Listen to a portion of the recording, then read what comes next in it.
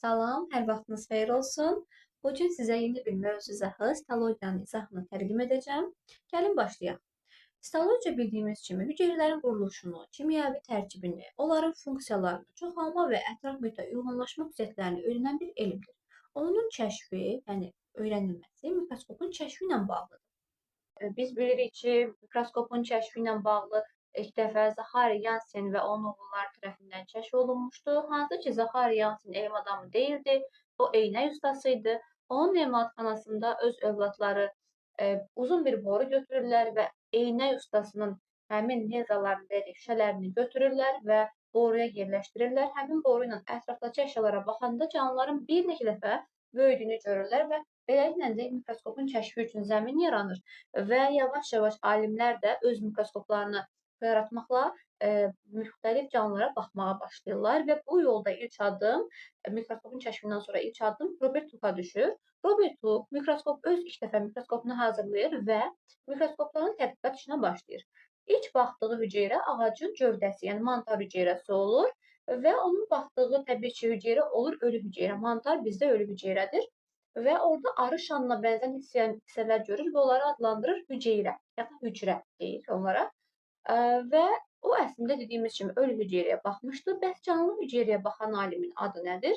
Leeuwenhoek isə ondan sonra bir qədər də mikroskopu təkmilləşdirərək, o da 270 dəfəyə qədər böyüdən bir mikroskop hazırlayır və o artıq qana, bir damcı suya, gölməçə suyuna, yağış suyuna baxmağa başlayır və orada ibtidai canlılar, gördüyü canlı infuzor olur və həmin infuzorun hərəkətinə baxır, suda hərəkətinə baxır və o ki canlıları animalkulus, yəni xırda hüceyrələr canlılar adlandırır, heyvancıqlar adlandırır animalkulus forması. Hal-hazırda maddi həyatın 3 forması var. Hansılardır? Eukaryotlar, prokaryotlar və viruslar.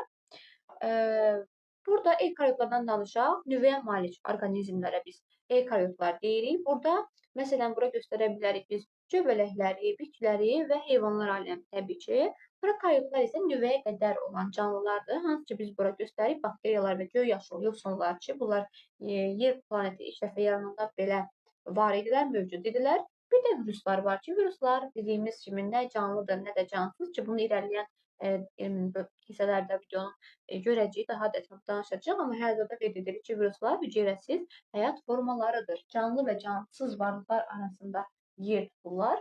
Xüsusi bir, belə deyək də, varlıqlardır. Keçdik hüceyrənin hissələrindən danışmağa. Hüceyrələr ibarətdir. Hər bir eukaryot hüceyrənin quruluşuna baxanda biz onun xaricdən qılafdan ibarət olduğunu görə bilərik.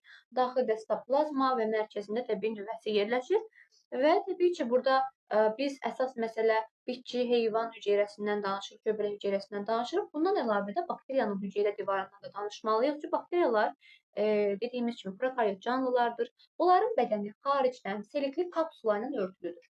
Və selikli kapsulanın altında hüceyrə divarı yerləşir. Hüceyrə divarının da daxilə doğru plazmatik membran yerləşir. Onların bədənində daxildə deməli nüvə qılaf forması formalaşmadığı üçün onların DNT-si sitoplazmada belə deyək, yerləşir.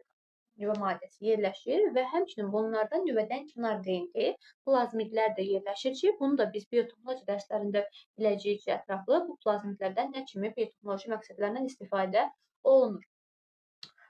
Dediyimiz kimi, bakteriyaların bəzi növləri var ki, onların qamçısı var, yəni hərəkət etmək qabiliyyəti onlarda mövcuddur və bakteriyaların hüceyrə divarı mureindir, peptiqlikonlardır. Murein nədir?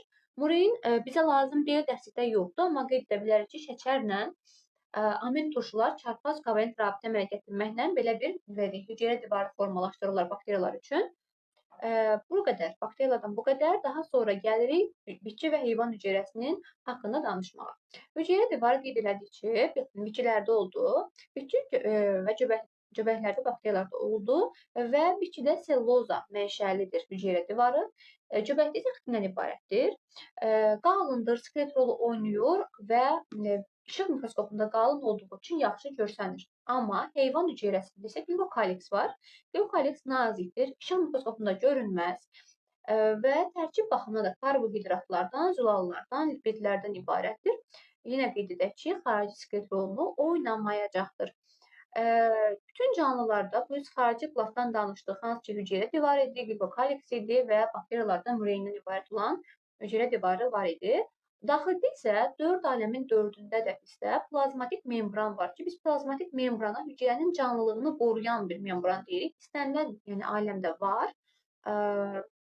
Hüceyrə divarı olmayan canlıda belə biz plazmatik membrana rast gələ bilərik. Buna misal göstərə bilərik ki, amyobu, qlafı yoxdur, amma onun tərkibində onun xaricdən plazmatik membranı olur ki, daimi forma ona düzü vermir, amma plazmatik membranı var. Gedək şəkilə baxırıq plazmatik membran. Plazmatik membran ibarətdir iki cərgədən. İki cərgə düzülmüş lipid qatı. Orada şəhrayı rentgen göstərilən lipid qatılarıdır. Ortasında isə yerləşir xaotik və çoxsaylı zülallar. Zülallar təbii ki, membranın tərkibində dediyimiz kimi karbohidrat, zülal, lipid olur və onlar müəyyən funksiyaları yerinə yetirə bilirlər. Ümumiyyətlə, plazmatik membranın tərkibinə həmin maddələr səth funksiyası, əlaqə funksiyası, siqnal funksiyası, daşıma funksiyası verirlər. Biz plazmatik membranın burada siqnal funksiyası, yəni bilirik ki, hüceyrələr arasında daima əlaqə var, siqnal budur, əlaqə var. Suyun, mineral maddələrin bir hüceyrədən digər hüceyrəyə ötürülməsi burada mövcuddur. Hüceyrə ilə, məsələn, xarici mühitlə daxili mühit arasında səth funksiyası görür. Yəni, bəzi maddələr üçün biz bilirik ki, yarım keçirici olur plazmatik membran. Daşıma funksiyasından danışsaq, daşımağın da iki forması var, aktiv və pasiv daşınmaq.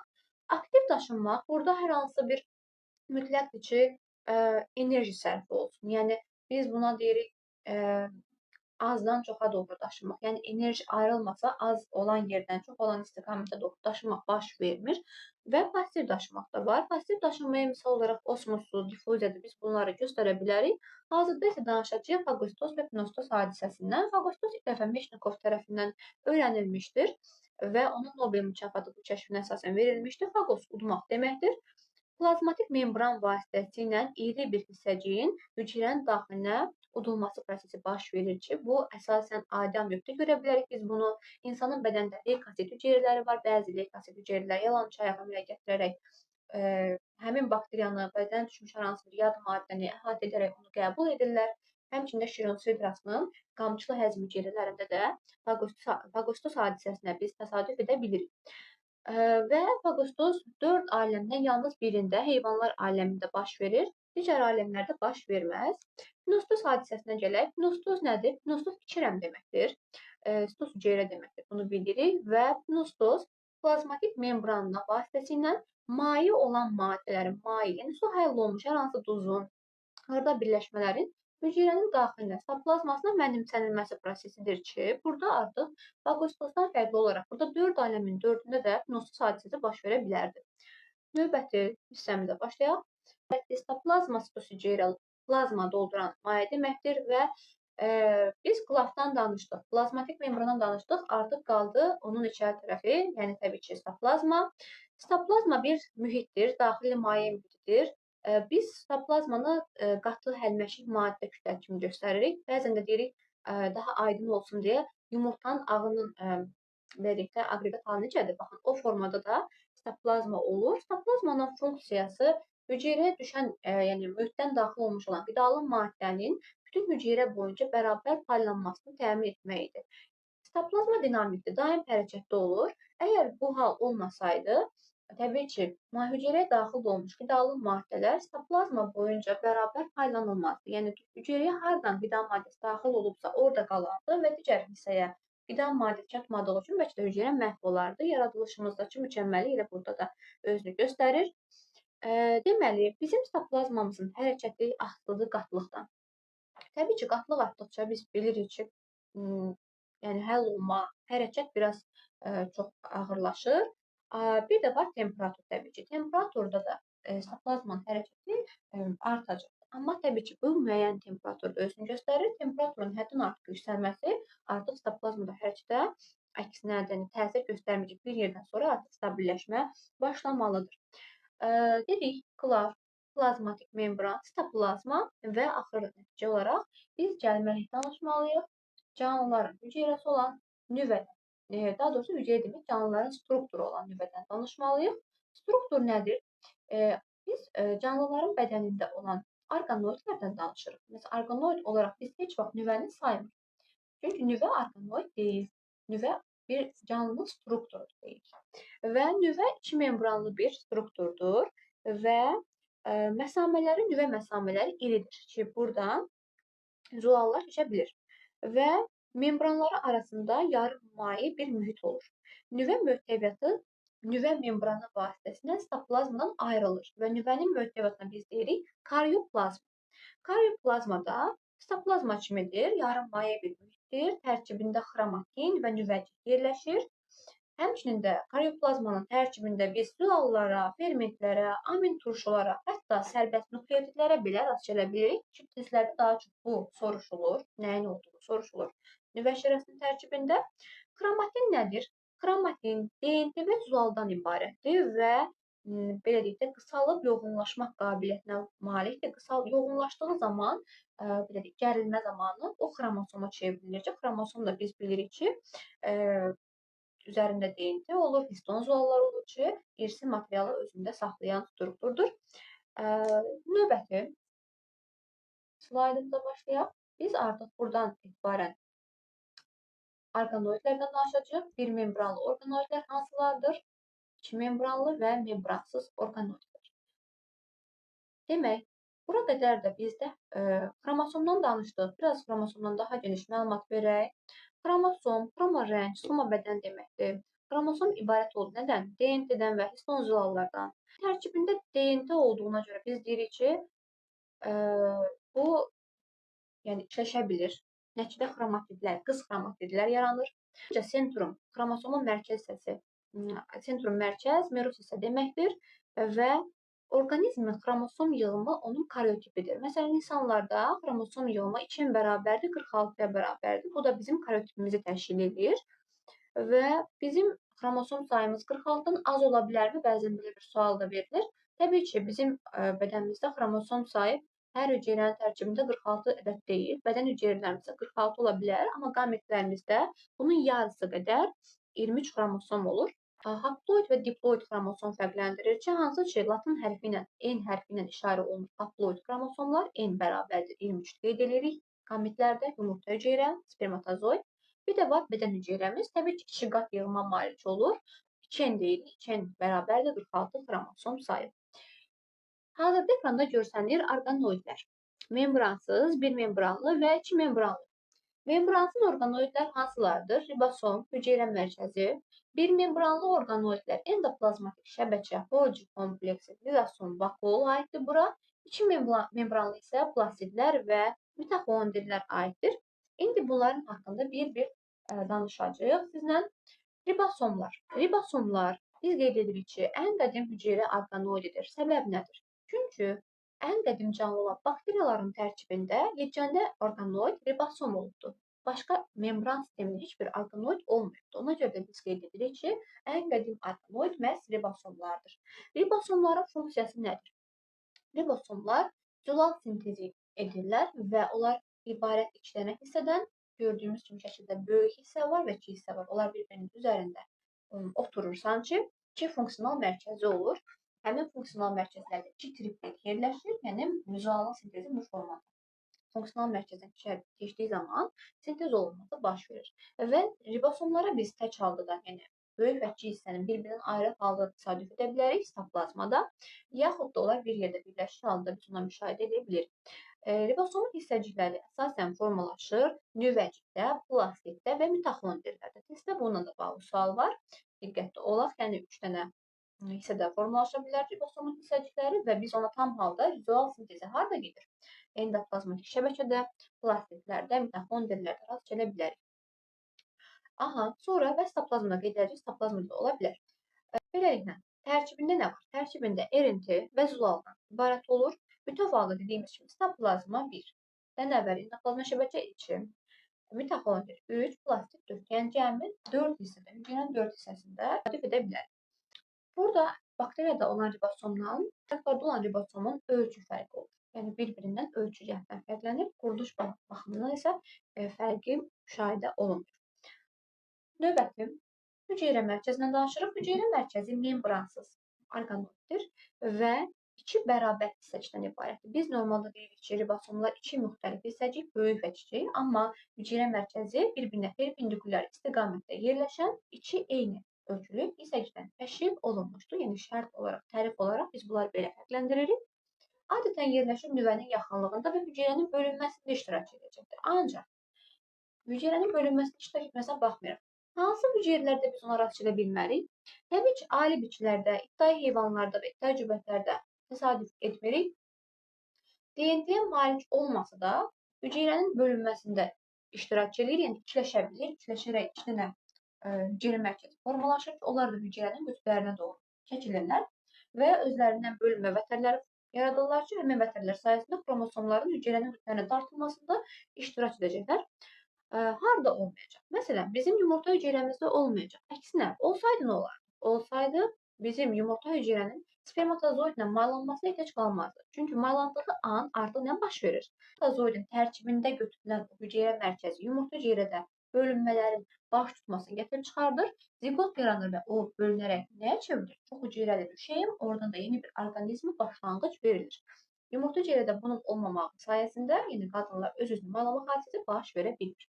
Yetkin sinir hüceyrəsi. Məsələn, biz deyirik ki, sinir hüceyrələrimiz 12-18 milyarddır və onlar yenisi yarana bilmir. Əvəzinə nəyə görə? Çünki onların tərkibində hüceyrə mərkəzi yoxdur. Bölünüb çoxala bilmir sinir hüceyrələri, amma regenerasiya qabiliyyəti təbii ki, var idi.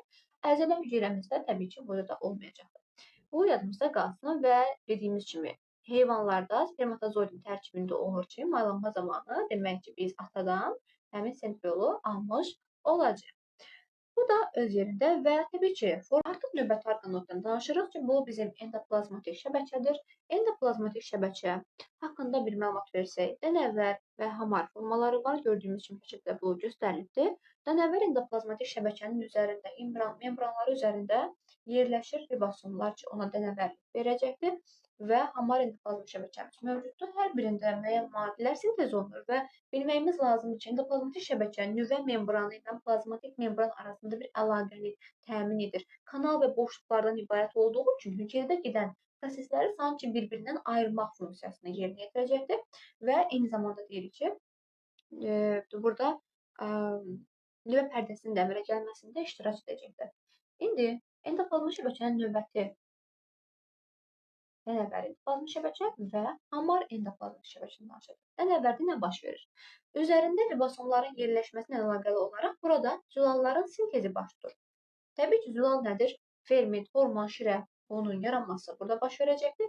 Həmçinin də endoplazmatik şəbəkə yaratdığı zülalların, hormonların hüceyrə daxilində daşınmasına xidmət edəcəkdir. Burada hüceyrə daxili daşınmanı mütləq bilməliyik ki, çünki hüceyrə xarici daşınma da artıq bizdə olacaqdır. Bundan sonraki Golgi kompleksi eksostoz hadisəsi, yəni maddələrin hüceyrə xarici daşınmasına da iştirak edəcəkdir. Bizdən soruşulsa ki, hansı orqanoid maddələri hüceyrə daxilində nəql etdirir? Bu olacaq endoplazmatik retikulum. Ancaq hansı hüceyrə xaricində ötürə bilər desələr, burada artıq Golgi kompleksindən söhbət gedir. Hamar endoplazmatik şəbəkədə isə üzərində ribosomlar olunur. Burada daha çox lipidlər, lipid tərkibli hormonlar hazırlanır. Məsələn, bizdən soruşa bilərlər, hansı hormon burada yarana bilər? Kişidə olan testosteron, bunlar androgen hormonlar, bunlar burada yaranacaqdır. Estrogen və ya da progesteron hormonları isə qadınlarda olan bu da lipid tərkibli hormonlardır. Bunlar da endoplazmatik retikulumun kanal və boşluqlarında sintez olunur, saxlanılır. Daha sonra həmçinin burada karbohidratların və yağların da sintezi həyata keçirilir. Burada əzilə hüceyrəsinin yığılmasını təmin edən kalsiumda depolanır. Bu bizə lazımdırmı? Yəni materialımıza yoxdur, amma məlumat xatir mən onu burada yerləşdirmişəm sizin üçün. Qaraciyərdə glikogenin depolanması deməli ilə bağlıdır. Endoplazmatik şəbəkə ilə bağlıdır. Belə, keçdik növbəti. Artıq danışırıq Golgi kompleksi. Golgi kompleksi də bizim bir membranlı orqanoidimizdir. Eksostoz hadisəsini yerinə yetirəcəkdir. Karbohidrat və yağların sintezi burada da həyata keçirilir. Golgi kompleksi bir membranlı quruluşa malik orqanoiddir. Eksostozu həyata keçirilir, yəni dediyimiz kimi hüceyrə xarici daşınmanı yerinə yetirəcək. Tərkibində karbohidrat və yağların sintezi həyata keçirilir. Bu, üst-üstə yığılan lövhə şəkilli boşluqlardan və onlardan çıxan kınalcıqlardan ibarətdir və kınalcıqların uc hissəsindəki qovluqlardan təşkil olunur və Golgi kompleksi plazmatik membranın yenilənməsində Həmçinin də kolon lizosomların da yaranmasında iştirak edəcək. Çünki tərkibində olan toplanan maddələr deməli fermentlər və s. Lizosomu formalaşdıracaqdır. Bura qədər yəqin ki, çətinliyimiz olmadı bizim. Lizosomlar haqqında danışırıq. Lizosom tərkibində 50-yə yaxın ferment olur və bu cür lizosomlar əsasən hər hansı bir funksiyasını yerinə yetirməyə, yaşlı bir hüceyrənin orqanoidin parçalanmasına xidmət edəcək. Biz lizosomlara harda təsadüf edə bilərik? Zoologiya bəhsində biz buna danışacağıq. Burada yaşayanlar çünki quyruğun etkin fərdə çevrildiyi zaman quyruğun itmə hadisəsi bu lizosomların fəaliyyətinin əlaqəli bütöv bir orqanın tamamilə itməsini gətirib çıxardacaqdır və lizosomun aktivinin azalması bəzi xəstəliklərin yaranmasını gətirib çıxardır, hansı ki, dərdi rəşələrin əmələ gəlməsi və s. buna misal ola bilər. Lizis həll edirəm deməkdir. Burada artıq məsələn zülalların parçalanaraq əmin turşuya qədər parçalanması lizosomlar bunu yerinə yetirmiş olacaqdır. Yəni qrafik verilərsə bilməlisiniz ki, zülalların miqdarını azaldan hansı orqanoiddir? Bu təbii ki, olacaq lizosomlar. Yəqin ki, burada da bizim problemimiz olmaz. Hormonların hardan gəldi? Hormonları birbaşa endoplazmatik retikulumda yaranır. O gəlir toplayır Golgi kompleksində. Golgi kompleksinin onun kanal və boşluqlarından isə lizosomlar meydana çıxacaqdır. Vakol nədir? Vakul sözü boş deməkdir. Latın dilindən tərcümədə. Bitki və göbələk hüceyrəsi üçün xarakterdir, hansı ki, genişlənmiş boşluqdur və içərisində hüceyrə şirəsi toplanmış olacaqdır. Və biz qeyd edirik ki, cavan hüceyrələrdə vakulların sayı kifayət qədər çox olur. Yaşlandıqca isə həmin xırda vakullar birləşərək bir iri vakulu əmələ gətirir və çox hallarda vakul o qədər ölçüsünü artırır ki, nüvənin, normalda biz nüvənin mərkəzdə olduğunu qeyd edirik, o qədər vakul ölçüsünü artıra bilər ki, nüvənin hətta hüceyrə qılafını qədər sıxışdıra da bilir. Vakullardan bu qədər. Mən sizə növbəti bir orqanoidlə bağlı danışmaq istəyirəm. Hansı ki, dərsliklərdə olmasa da, əslində biz bu orqanoid haqqında məlumatlı olsaq, yaxşı olar. Peroksisom. Nə deməkdir peroksisom? Bitki və heyvan hüceyrəsində olan bir membranlı orqanoiddir və orqanizmdə oksigenə tələbatı olan iki orqanoid varsa, biri də peroksisomlardır, biri də mitokondriya olacaq. İndi hazır danışacağıq o vaxtda da. Tərkibində burada da 50-yə yaxın ferment olur və bunun olması bir çox proseslərin bədəndə baş verməsinə gətirib çıxardır. Məsələn, alkoholdan istifadə edən insanların ondan qorunmasında xidmət edəcək, onların tərkibində olan zərərli birləşmələrin neytrallaşdırılmasında, orqanizmin zərərin daha da azaldılmasında peroksisomlar iştirak edəcək. Çünki zərərli maddələri parçalayaraq ondan məhv edirlər. Peroksom nəyə görə deyil? Çünki tərkibində peroksitaza fermenti olur ki, o parçalanma reaksiyalarını yerinə yetirmiş olacaq. Bu da belə. Gəldik iki membranlı orqanoidlər. Birincisi olan plastidlər. Plastidlər xloroplastlar, bromoplastlar və leykoplastlar xarici və daxili membrandan ibarətdir. Xarici membran hamar, daxili membran isə qırışlardan təşkil olunmuşdur. Daxili membrana qırışlıq verən üst-üstə yığılmış tilakoidlərdir.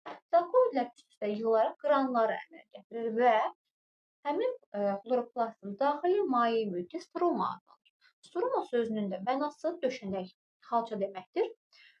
Fotosintez prosesi burada həyata keçiriləcəkdir. Və üzvü maddə olaraq da qlikozanın yaranması burada baş verir. ATF sintezi burada gedir, zülal sintezi burada həyata keçirilir. Çünki xloroplastların tərkibində deməli DNT də mövcud olur. Növbəti xromoplastlardan danışırıq. Xromoplastlar xromo rəng deməkdir, belə deyək. Və bunun tərkibində müxtəlif qırmızı, sarı, narıncı pigmentlər olur ki, narıncı pigment karotin, sarı pigment xantofil, qırmızı pigment isə likopen adlanır. Bunları bilməliyikmi? Təbii ki, ehtiyac deyil. Kitabımızda yoxdur. Sadəcə məlumat üçün qeyd etmişik.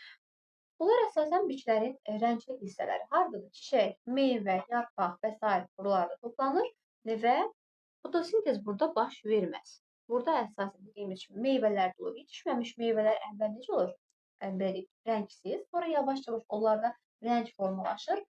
Bunun formalaşmasının səbəbi xromoplastların olmasıdır. Daha sonra buna başqa bir misal göstərə bilərik. Yaprakların saralması, müxtəlif rəng alması, bu da xromoplastlarla əlaqəlidir. Normalda yaprakların tərkibində həmin xromoplastlar var. Amma bitkilərdə su çatmadığı üçün payız fəslində xlorofil pigmenti parçalanır. Onun sayının miqdarının azalması nəticəsində xromoplastlar artıq üzə çıxır. Normalda yəni yaşıllıq o qədər çox edir ki, həmin xromoplastların rəngini ört-basdır edə bilirdi.